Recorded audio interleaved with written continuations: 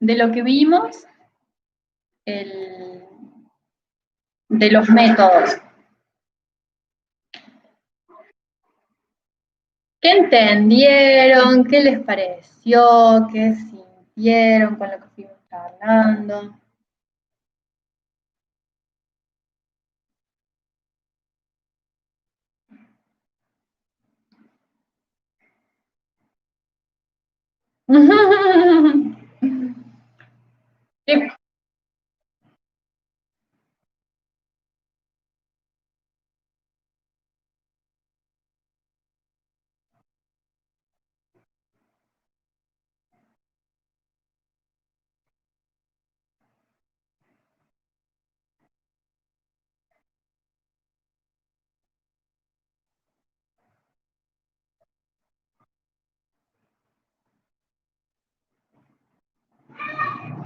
Bien. Entonces, sí,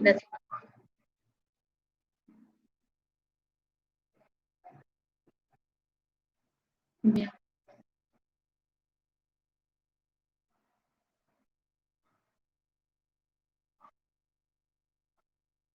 Disciplina.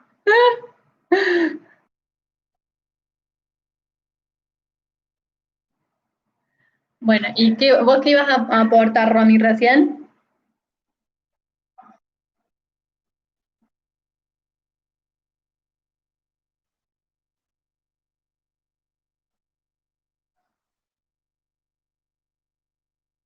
Bien, no quedarse con la experiencia uno solo.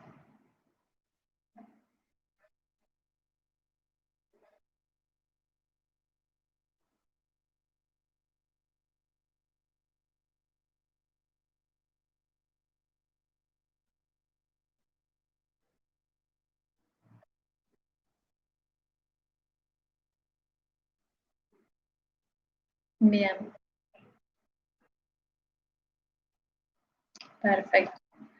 Bueno, entonces, aparte de eso que están diciendo, habíamos dicho que para que fuese un método de yoga tenía que haber meditación y el estado de unión con nosotros mismos y con todo lo que nos rodea, ¿no? Entonces, esa parte es la que por ahí se pierde cuando nos obsesionamos de alguna forma, por decirlo de algún modo, con la práctica, ¿no? Cuando la práctica se vuelve tan personal que nos perdemos de compartir esa experiencia con quienes nos rodean.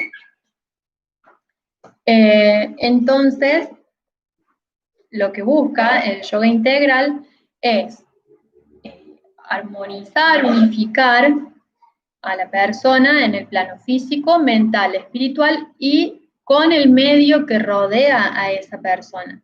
¿Sí? En el lugar en el que esa persona vive, en la sociedad en la que vive, en la cultura con la que vive, en el tiempo en el que vive. ¿Sí?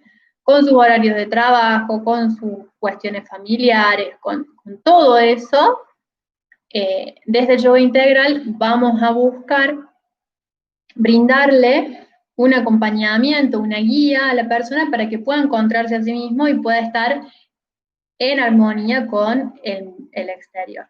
¿Sí? Eh, bueno, entonces vimos el Hatha Yoga, que era el yoga de lo físico, de la fuerza. Después vimos Raya Yoga o Ashtanga Yoga, los 8 pasos que codifica Patanjali, eh, que es el yoga de la mente. Después vimos Tantra, que es el yoga del poder interior, el Kundalini Yoga. También vimos Jnana, que es el yoga del conocimiento. Después vimos Bhakti, que es el yoga de la devoción. Y Karma, que es el yoga de la acción. ¿Sí?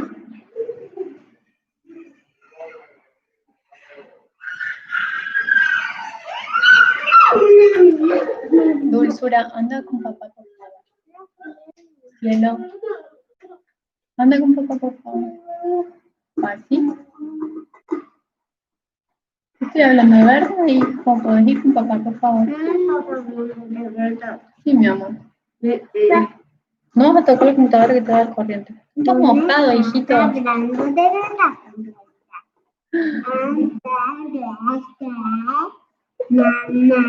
Así. Dale, hijo.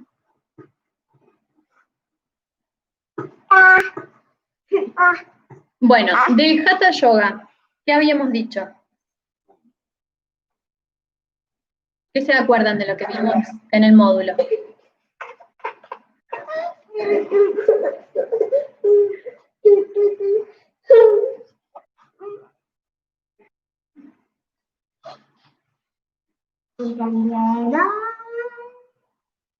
Lo que se acuerden.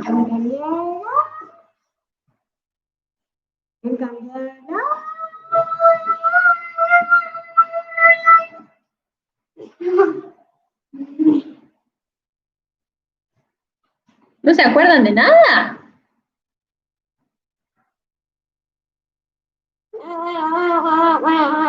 Bueno, habíamos dicho que que parte de la práctica de este yoga consistía en armonizar los canales de energía, la energía solar y la energía lunar, a través de las asanas y los pranayamas para armonizar tanto el cuerpo como la energía psicofísica, ¿no? Como la parte también energética y mental, ¿sí? A través de las posturas físicas y los ejercicios respiratorios. Una característica muy importante dentro del Hatha Yoga son los kriyas, ¿sí? Los ejercicios de limpieza. Estos kriyas pueden ser los kriyas articulares o kriyas corporales, ejercicios de limpieza corporales, como puede ser, por ejemplo, antes de realizar los pranayamas, hacer la limpieza de las fosas nasales con la lota, con el agua con sal, pasando el agua de una narina a la otra. Después habíamos hablado de la limpieza de la lengua, de los dientes. Después está la limpieza de la vista, que puede hacerse mirando fijo un objeto hasta que los ojos empiezan a lagrimear. Normalmente se hace con una vela, visualizando el fuego externo para luego incorporar esa imagen en la visualización del fuego interior.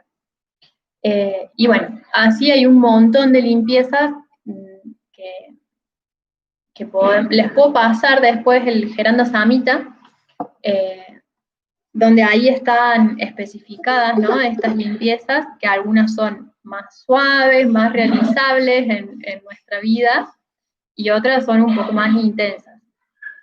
Lo que buscaban estos yogis era la perfección del cuerpo físico, porque ellos sostenían que el cuerpo era el templo del espíritu, ¿sí? El templo de nuestra alma. Entonces, para que nuestro espíritu pudiese transitar esta vida de la mejor manera y como recibirlo de algún modo,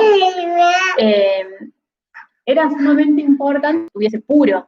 Por eso es que se hacían estas limpiezas tan profundas que ellos hacían.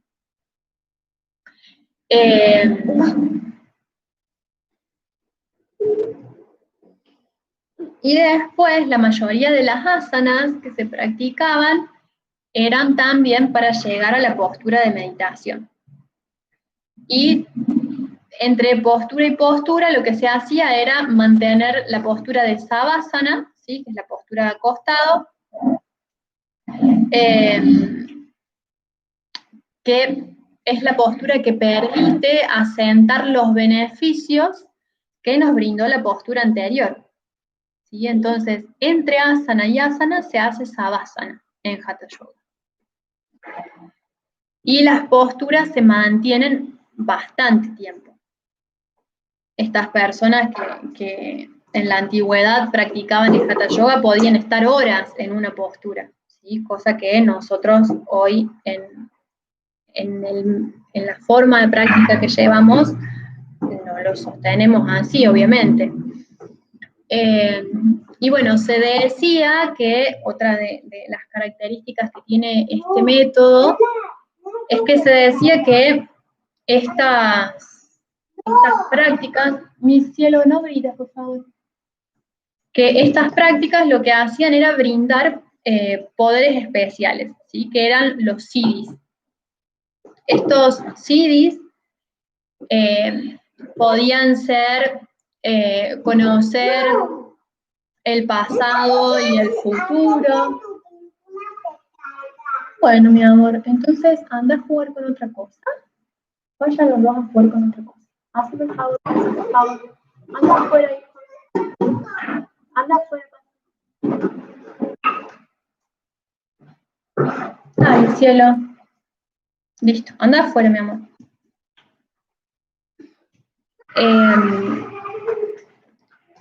Después otro de los CDs que se nombraban era como superar a la muerte o volverse inmortales porque pasaban mucho tiempo sin respirar y podían hacer que los latidos del corazón se hicieran casi imperceptibles, ¿sí? Como poder estar vivos con lo mínimo de aliento y con el mínimo esfuerzo que requiriese hacer el cuerpo para sostener la vida y después despertarse como si nada de ese estado. Entonces, bueno, hay otros de los CDs que eran levitar o poder acceder a otras dimensiones o transportarse telepáticamente y físicamente también. Entonces, bueno, muchas de estas experiencias sensoriales, así como, no sé, por ejemplo, que nos puede suceder en la práctica que llevamos en la actualidad, esto de empezar a tener acceso a otros planos de conciencia, a percibir la realidad de una forma más completa, más lúcida, son como algunos acercamientos a esos CDs que ellos tenían en la antigüedad. Que bueno, está bueno tener en cuenta que practicaban mucho más tiempo que el que nosotros practicamos, porque estaban completamente dedicados a la práctica, ¿sí? Vivían haciendo yoga, era para lo que vivían. Entonces, bueno, es muy distinto a lo que nosotros hoy hacemos con nuestros tiempos. Y justamente lo que puede tener de negativo o nos puede jugar en contra de ir así en una práctica tan asidua es de empezar a como exponernos o vanagloriarnos o hacer exhibiciones de alguna manera con los logros que vamos teniendo en la práctica y quedarnos en eso, ¿sí? No es que no me pueda sacar una foto haciendo el paro de cabeza si me salió bien para subirlo al Instagram, como hacemos normalmente, pero que no sea que yo voy a practicar el paro de cabeza para poder sacarme la foto para ponerla en el Instagram, ¿sí? Sino que sea que yo voy a hacer el paro de cabeza. ¿Qué pasó, mi ángel? ¿Te caíste? ¿Por qué no te tenés que subir ahí? Que sea para el beneficio personal y de mi bienestar y para seguir practicando yoga y expandiendo el yoga en mí y para compartirlo, ¿sí? No que sea que voy a intentar hacer tal o cual cosa para mostrársela a otra persona, ¿sí? Como esa es una de las cuestiones que les empezaba a suceder a estos yogis, en donde lo que querían era mostrar esos poderes que habían adquirido y bueno, en eso se perdían en esa parte, alejándose de la parte espiritual, ¿no? Bueno, y después, en esto de las limpiezas, por ahí las limpiezas eran tan fuertes que corría riesgo la vida ya, ¿no? Como eran tan intensas las purificaciones que hacían, que bueno, eran peligrosas, eran riesgosas para la salud. De tanta salud que se quería tener tan puro y tan limpio el cuerpo, por ahí se pasaban perfectamente. Entonces, bueno, cuando empezamos a estudiar acerca de esto, de las limpiezas, de estos crillas de purificación, es muy importante tener en cuenta para qué estamos preparados, o sea, hay que estar súper conscientes, hay que estar muy atentos a los resultados que se obtienen a través de la práctica para no caer en que nos haga daño.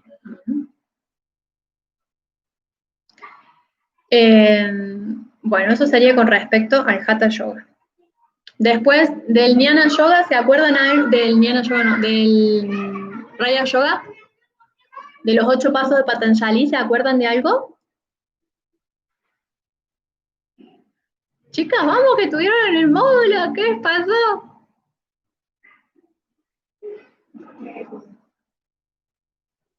¿Dónde estaban?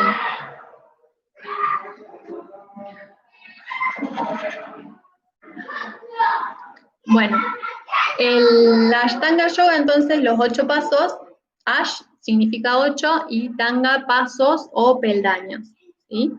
Entonces, Patanjali lo que hace es una suerte de unión de los conocimientos que había y la sabiduría que habían adquirido los yogis de ese momento, y él lo que intenta es integrarlo y hacer un método a partir de eso, ¿sí? Entonces, él codifica todas estas enseñanzas que se venían transmitiendo de forma oral, de maestro a discípulo, y escribe los Yoga Sutras, ¿sí? Estos aforismos, que dentro de cada una de estos aforismos, de estas como frases,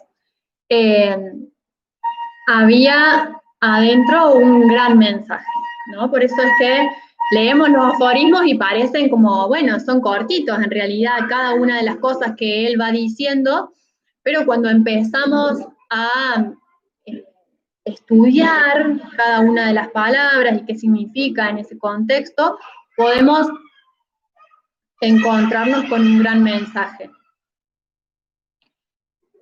Entonces, bueno, la primer parte va a hablar más de toda la parte espiritual y después está como la parte más técnica de cómo se realiza, ¿no? estos 8 pasos. Entonces, primero tenemos los yamas, que es el código de ética y moral del yoga, y después están los niyamas, que son las observancias que tenemos que tener para con nosotros mismos, que son 5 yamas y 5 niyamas, y que son muy parecidos a los 10 mandamientos, ¿sí? Entonces, ahí vamos a ver que podemos hacer un poco este paralelismo, porque bueno, está la no violencia, la gratitud, la conexión con Dios, la limpieza, la purificación, después también está el no robar, el ser verdaderos. Entonces, bueno, todas esas cosas son muy parecidas, ¿no? A los 10 mandamientos que conocemos. Y una vez que el practicante desarrollaba los yamas, podía practicar los niyamas. Y una vez que podía practicar los niyamas y los había manejado ya, los había incorporado, recién ahí podía practicar asanas. Y una vez que había practicado asanas, que son las posturas físicas, los ejercicios que hacemos, recién ahí podían practicar pranayama. Una vez que practicaban los pranayamas y que los dominaban a todos, se podía practicar pratyahara, que es la introspección, la abstracción de los sentidos y el autoconocimiento. Luego de eso, recién ahí se podía hacer dharana, y que es la concentración. Luego de la concentración se ingresa posteriormente, de forma, ¿cómo decirlo, no? Como resultado de practicar dharana, ingresamos en meditación, ¿sí? En dhyana. No es que me voy a sentar a meditar y de un momento para el otro ya estoy meditando, ¿sí? Sino que todas estas técnicas son preparatorias para poder ingresar al estado de la meditación. Y una vez que ingreso en ese estado de meditación y lo sostengo, mi ser genera esa conexión con la energía universal.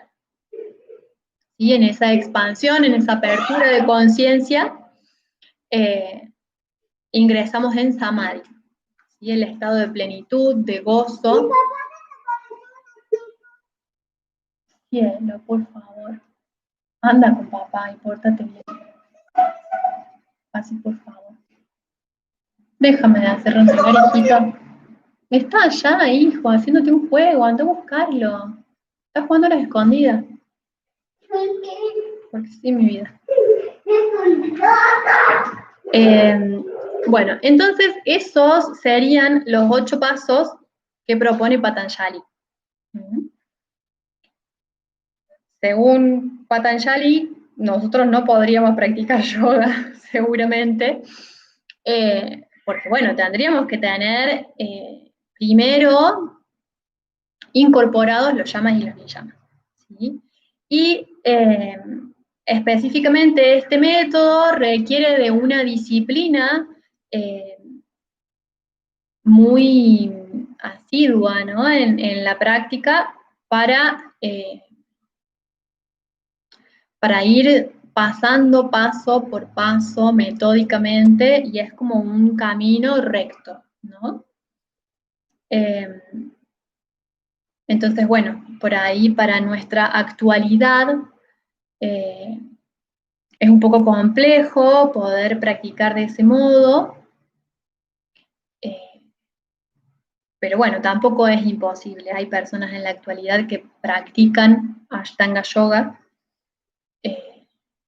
y se puede. Lo importante sería no perdernos de algún modo en este modo, ¿no? Y empezar a alejarnos de la sociedad y obsesionarnos de alguna forma con la práctica, rompiendo por ahí con la vida social y con el compartir con el medio que nos rodea. Después, por otro lado, tenemos el Tantra, que es como la contracara, ¿sí? Porque el Tantra propone que nos escuchemos, ¿no? Como el Ashtanga de algún modo es más recto en esto y disciplinado en esto de cumplir con este código y estas observancias que hay que tener. Y el Tantra Yoga dice que debemos escuchar nuestros deseos y abastecerlos de modo respetuoso e inteligente con el medio que nos rodea.